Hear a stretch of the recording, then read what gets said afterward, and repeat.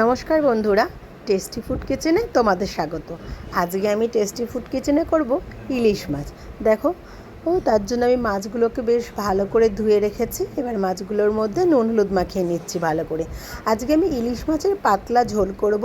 কোনো ভেজিটেবলস মানে কোনো সবজি আমি দেব না, খালি এর মধ্যে কালো জিরে আর কাঁচা লঙ্কা দিয়েই আমি খালি ঝোল করব। কোনো মশলাও দেবো না, সর্ষে বাটাও দেবো না, কিচ্ছু না।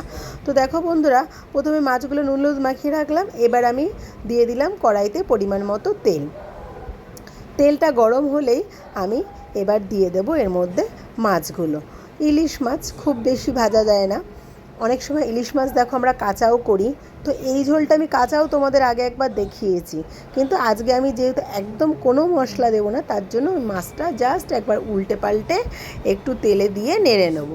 মানে ভাজা বলতে এরকম, দেখো জাস্ট দিলাম, দিয়ে এপুট আর ওপুট করে সঙ্গে সঙ্গে কিন্তু নামিয়ে নেব। মাছগুলো ভাজা হয়ে গেলে আমি এই যে উল্টে পাল্টে দিলাম, মাছগুলো ভাজা হয়ে গেলে আমি এক এক করে নামিয়ে নিচ্ছি। বন্ধুরা, কে কীরকম ইলিশ মাছ খেতে ভালোবাসো কমেন্টে একটু জানিও। আর ইলিশ মাছের ঝোল কে কীরকম করে করো অতি অবশ্যই জানিও। আর আমার ঝোলটাও তোমাদের কীরকম লাগবে, আমার রেসিপিটা করে একবার খেও, মানে একবার অন্তত ট্রাই করো, ট্রাই না করলে তো বুঝবে না। তো এই ঝোলটা কিন্তু খুব সুন্দর টেস্টি হয়। এই ঝোলটা তো সাধারণত সবাই করেই থাকি, কিন্তু আমার পাশের বাড়ি একদম উল্টো দিকের অপোজিটের বাড়িতে লক্ষ্মী পুজোর সময় ওরা এই ঝোলটা করে, ওদের জোড়া ইলিশ করতে হয়। তো এত সুন্দর ঝোলটা হয়, আমি এই রেসিপিটা কিন্তু ওই বৌদির থেকেই শুনে নিয়েছি কিভাবে করে। প্রত্যেকবার মানে ওই ইলিশ মাছের ঝোল খাওয়ার জন্যই কিন্তু আমরা পুজোর প্রসাদ খেতে যাই ওই বাড়িতে, যে এত সুন্দর টেস্ট হয়। আর দেখো, আমি মাছ ভাজা তেলের মধ্যেই দিয়ে দিয়েছি কিন্তু কালো জিরে আর দুটো কাঁচা লঙ্কা একদম চিড়ে। আর কাঁচা লঙ্কাগুলো ভাজার সময় দেখলে বন্ধুরা একটু কিন্তু উঠিয়ে উঠিয়ে ভাজছিলাম, কাঁচা লঙ্কা ফটফট করে ফাটে বীজগুলো, তার জন্য।